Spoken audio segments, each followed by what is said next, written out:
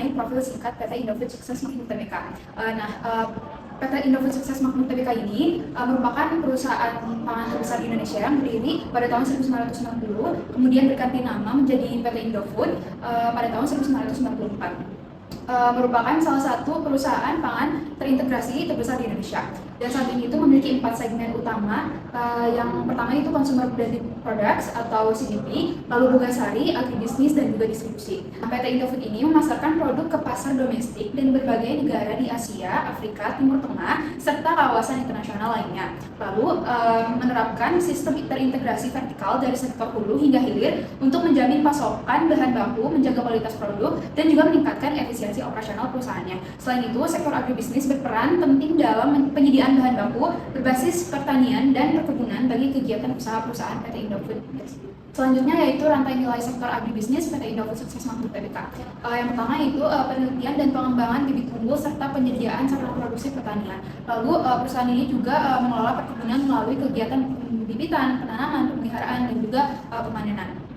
Dan bekerja sama dengan kemitraan dengan petani plasma untuk mendukung ketersediaan bahan baku. Lalu selain itu juga mengolah hasil perkebunan menjadi produk bernilai tambah, misalnya seperti produk minyak sawit mentah yaitu CPO dan juga inti sawitnya. Lalu pemanfaatan hasil agribisnisnya ini sebagai bahan baku bagi segmen bisnis pangan Indofood.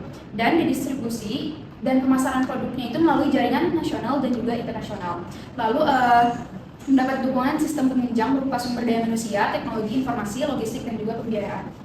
Saya Nabila Putri Maharani dengan IMATRIX 149 akan menggambarkan tentang rasio likuiditas PT Indofood. Dengan grup yang pertama adalah current ratio. Jadi current ratio ini merupakan mengukur kemampuan perusahaan melunasi liabilitas jangka pendeknya menggunakan seluruh total aset lancar yang dimiliki seperti kas piutang dan juga persediaan. Jadi rumus current ratio yang adalah aset lancar dibagi dengan liabilitas lancar atau liabilitas jangka pendek. Kita menghitung tahun 2023 hingga tahun 2025. Pada tahun 2023 perusahaan memiliki aset lancar sebesar 63 triliun 101 miliar 797 juta dan liabilitas jangka pendeknya sebesar 30 triliun 914 miliar dan 914 miliar 504 juta rupiah. Dihasilkan current ratio pada tahun 2023 sebesar 1,92 yang artinya setiap liabilitas jangka pendek Rp1 dijamin oleh aset lancar sebesar 1,92 rupiah. Nah, untuk tahun 2024 didapatkan current ratio-nya sebesar 2,15 yang artinya setiap Rp1 liabilitas jangka pendek dijamin oleh aset lancar sebesar 2,15 rupiah.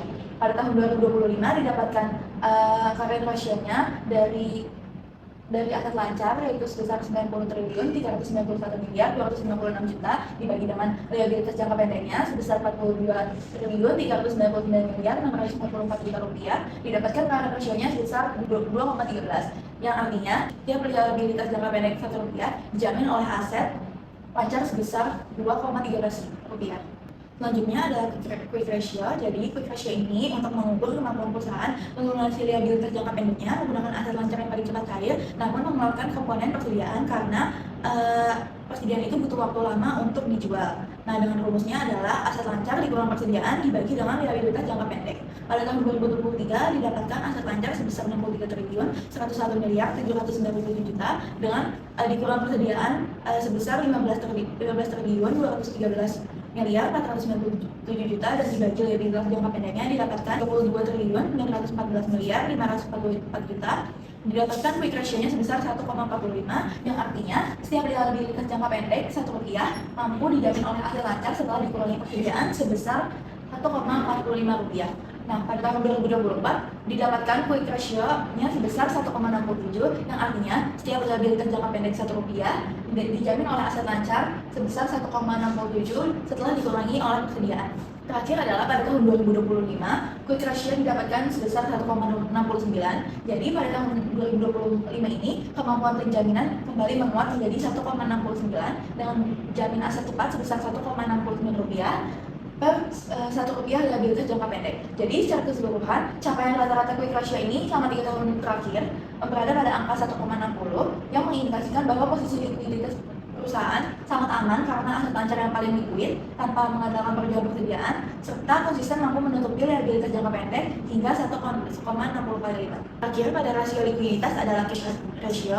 Jadi cash ratio ini mengukur kemampuan perusahaan melunasi liabilitas jangka pendeknya secara instan menggunakan aset yang paling liquid, yaitu hanya uang tunai atau kas dan setara kas yang tersedia saat itu juga. Jadi rumus pada cash ratio ini adalah kas dan setara kas dibagi dengan liabilitas jangka pendek.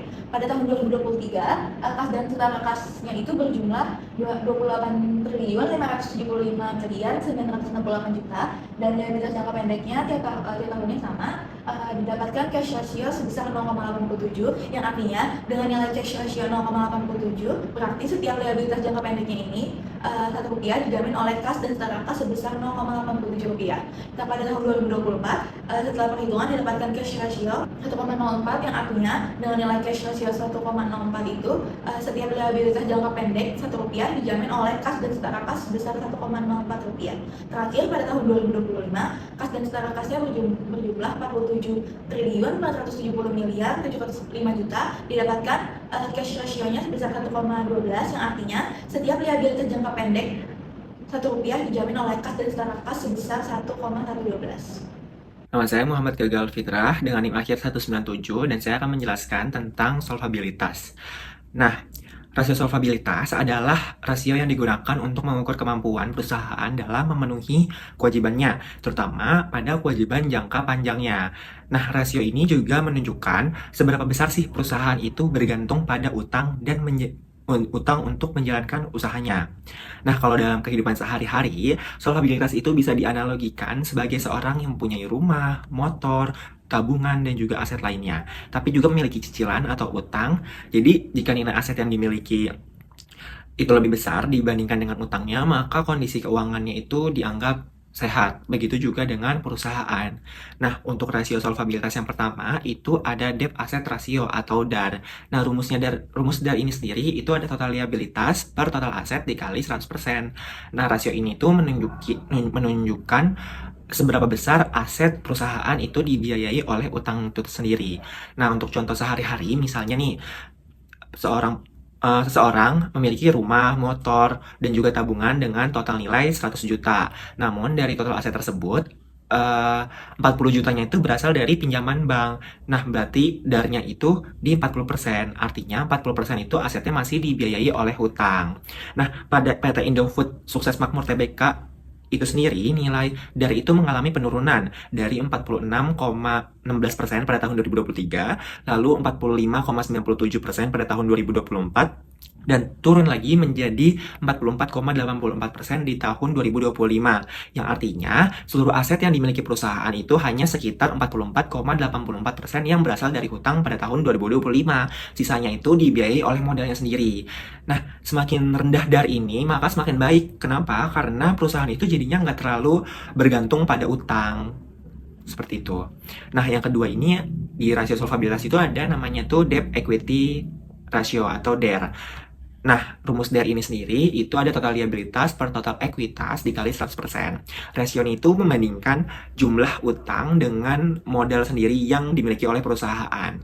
Contoh lagi, misalnya seorang itu dia membuka usaha dengan modal sendiri, itu modalnya sekitar 10 juta, dan meminjam uang dari bank itu sekitar 5 juta. Nah, maka DER-nya itu di 50%, yang artinya setiap Rp100 modal sendiri digunakan untuk menjamin utang Rp50 utang. Seperti itu. Nah, pada PT Indofood itu sendiri, nilai DER itu turun, yang tadinya 85,73% pada tahun 2023 itu menjadi 85,07% pada tahun 2024, dan turun lagi menjadi 81,29% pada tahun 2025.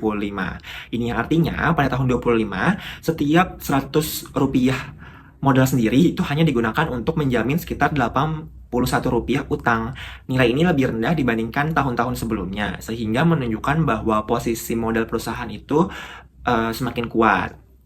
Nah, penurunan DER ini terjadi karena pertumbuhan ekuitas atau modal perusahaan itu lebih cepat dibandingkan pertumbuhan utangnya. Hal tersebut itu dapat kita lihat dari total ekuitas yang meningkat sekitar 100 triliun pada tahun 2023 menjadi lebih dari 120 triliun pada tahun 2025.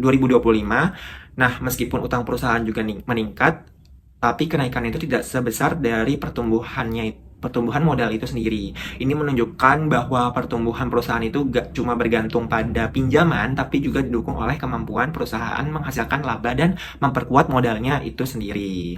Jadi kita dapat simpulkan kondisi solvabilitas pada PT Indofood Sukses Makmur Tbk selama periode 2023 sampai dengan 2025 itu berada di dalam kondisi yang baik.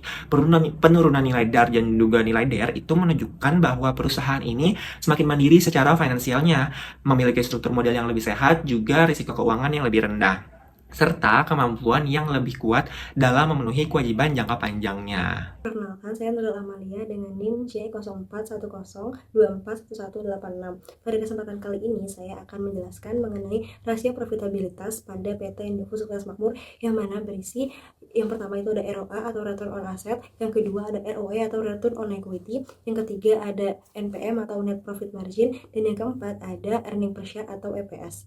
Yang pertama yaitu ROA atau Return on Asset, di mana ROA ini merupakan rasio yang digunakan untuk mengukur kemampuan perusahaan dalam menghasilkan laba menggunakan aset yang dimiliki.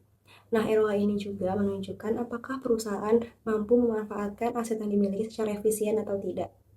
Dari hasil perhitungan dapat diketahui pada tahun 2023, PT Indofood Sukses Makmur ini dapat menghasilkan ROA sebesar 6,16%, yang berarti setiap 100 rupiah aset dapat menghasilkan 6,16 rupiah laba. Kemudian pada tahun 2024 itu dapat menghasilkan sebesar 6,48%, dan pada tahun 2025 itu dapat menghasilkan sebesar 7,14%. Dari hasil perhitungan dan analisis selama 3 tahun ini menunjukkan bahwa ROA setiap tahun itu meningkat dari 6,16, kemudian 6,48, dan juga 7,14, yang berarti PT Indofood Sukses Makmur ini dapat menggunakan asetnya secara efisien dalam menghasilkan laba bersih. Yang kedua adalah ROE atau Return on Equity. Nah, ROE ini tuh digunakan untuk mengukur kemampuan perusahaan dalam menghasilkan laba menggunakan modal atau ekuitas yang dimiliki. Nah, pada tahun 2023, ROE yang dihasilkan oleh perusahaan adalah sebesar 11,44%. Dari hasil tersebut dapat diketahui bahwa setiap 100 rupiah modal itu dapat menghasilkan sebesar 11,44 rupiah laba. Kemudian pada tahun 2024 ROE-nya adalah sebesar 12%, dan pada tahun 2025 adalah sebesar 12,94%. Nah, dari kenaikan-kenaikan tersebut dapat diketahui bahwa modal digunakan secara efisien dan juga efektif. Yang ketiga ada NPM atau Net Profit Margin. Net Profit Margin ini digunakan untuk mengukur kemampuan perusahaan dalam menghasilkan laba dari hasil penjualannya. Nah, semakin besar NPM menunjukkan bahwa perusahaan semakin mampu dalam menghasilkan keuntungan dan juga mengendalikan biaya. Dari hasil perhitungan pada tahun 2023, perusahaan mampu menghasilkan NPM sebesar 10%. Artinya, setiap 100 rupiah penghasilan penjualan dapat menghasilkan laba bersih sebesar 10 rupiah. Kemudian, pada tahun 2024 adalah sebesar 11%, dan tahun 2025 sebesar 13%, menunjukkan setiap tahunnya NPM-nya itu mengalami peningkatan, dan berarti penghasilan penjualan itu semakin efektif dalam menghasilkan laba. Kemudian ada EPS atau Earning Per Share. Nah, EPS ini merupakan rasio yang digunakan untuk mengukur berapa besar sih laba bersih yang dapat dihasilkan dari setiap saham yang beredar. Nah, semakin tinggi EPS maka menunjukkan bahwa semakin besar keuntungan yang dapat dihasilkan oleh pemegang saham. Pada tahun 2023, EPS adalah sebesar 928, yang berarti setiap satu lembar saham dapat menghasilkan 928 rupiah laba. Kemudian pada tahun 2024 yang dihasilkan adalah sebesar 984, dan pada tahun 2025 yang dihasilkan adalah sebesar 1217. Nah, setiap tahunnya EPS ini mengalami peningkatan yang menunjukkan bahwa pemegang saham dapat mendapatkan keuntungan yang semakin besar setiap tahunnya. Selanjutnya yaitu tren likuiditas dan akumulasi kas jangka pendek. Berdasarkan analisis likuiditas, kondisi keuangan jangka pendek dari PT Indofood selama tahun 2023 sampai 2025 ini menunjukkan peningkatan yang positif. Hal ini terlihat dari current ratio-nya yang naik dari nilai 1,92 menjadi 2,13 kali, serta quick ratio-nya yang meningkat dari nilai 1,45 menjadi 1,69 kali. Nah, selain itu juga kas dan setara kas perusahaan Indofood ini juga terus bertambah dari 28,6 triliun hingga mencapai 47,5 triliun. Peningkatan ini menunjukkan bahwa perusahaan Indofood ini semakin mampu untuk memenuhi kewajiban jangka pendeknya dan memiliki posisi kas yang kuat untuk mendukung operasional perusahaan tersebut. Lalu selanjutnya tren solvabilitas dan kemandirian struktur modal. Dari sisi solvabilitasnya, PT Indofood ini menunjukkan struktur modal yang semakin sehat. Hal ini itu terlihat dari debt to asset ratio-nya yang turun 46,16% menjadi 44,84%. dan debt to equity ratio-nya yang turun dari 85,73% menjadi 81,29%. Penurunan kedua rasio tersebut menunjukkan bahwa ketergantungan perusahaan terhadap utang itu semakin berkurang. Di sisi lain, total ekuitas terus meningkat dari Rp 100,5 triliun menjadi 120,2 triliun. Dengan demikian, perusahaan memiliki tingkat kemandirian keuangan yang semakin kuat dan juga risiko keuangannya yang semakin rendah. Karena masih akhir dalam Visa Samarinda dengan yang terakhir 1351, saya akan menjelaskan tentang performa keuangan Indofood periode tahun 2023 sampai 2025. Pada profitabilitas dan efisiensi agribisnis ini, pertumbuhan laba ini signifikan bahwa laba bersih melonjak dari 11,4 triliun pada tahun 2023 menjadi 15,5 triliun di tahun 2025. Bukti bahwa aset perusahaan semakin produktif dan menghasilkan keuntungan. Pada kunci efisiensi ini, keberhasilan ini didorong dari integrasi vertikal Indofood memproduksi bahan baku CPO sendiri dengan melalui sektor agribisnisnya, sehingga mampu menekankan biaya produksi dan kebal dari fluktuasi harga pada global. Lalu pada rasio nilai pasar dan valuasi investor, kenaikan EPS earning per share ini pertumbuhan laba bersih secara langsung meningkatkan laba per lembar sahamnya, memberikan sinyal positif bagi pasar atau signaling teori. Lalu pada struktur modalnya ini, total ekuitas meningkatkan menjadi 120,2 triliun pada tahun 2025 dengan diiringi penurunan risiko utang rasio DAR dan DER-nya. Dengan daya tarik valuasi tinggi ini mendominasi fundamental yang solid, menjaga rasio nilai pasar, PER dan PBF tetap premium dan menjamin nilai investasi jangka panjang investor. Dengan demikian, integrasi hulu sampai hilir, Indofood terbukti sukses menciptakan efisiensi biaya secara internal sekaligus meningkatkan nilai investasi jangka panjang bagi pemegang saham. Baik, berdasarkan hasil analisis yang telah kami lakukan terhadap PT Indofood Sukses Makmur Tbk pada periode tahun 2023 sampai dengan 2024, dapat disimpulkan bahwa perusahaan ini menunjukkan kinerja keuangan yang baik dan terus mengalami peningkatan dari tahun ke tahun. Dari sisi likuiditas, perusahaan ini memiliki kemampuan yang semakin baik dalam memenuhi kewajiban jangka pendek. Hal ini terlihat dari meningkatnya current ratio, quick ratio, dan juga cash ratio yang menunjukkan bahwa aset lancar dan kas perusahaan itu cukup untuk memenuhi atau menutupi utang jangka pendeknya. Dari sisi solvabilitas, nilai DAR dan juga nilai DER itu mengalami penurunan. Kondisi ini menunjukkan bahwa ketergantungan perusahaan terhadap utang itu semakin rendah dan juga struktur modal perusahaan itu menjadi lebih sehat karena didukung oleh pertumbuhan ekuitas yang lebih besar. Sementara dari sisi profitabilitas dan nilai pasar, perusahaan juga mencatat peningkatan laba bersih, ROA, ROE, dan NPM serta EPS itu menunjukkan perusahaan itu semakin efektif dalam mengelola aset dan juga modal untuk menghasilkan keuntungan bagi pemegang saham. Secara keseluruhan, PT Indofood Sukses Makmur Tbk itu berada dalam kondisi keuangan yang kuat, stabil, dan memiliki prospek pertumbuhan yang positif di masa yang akan mendatang.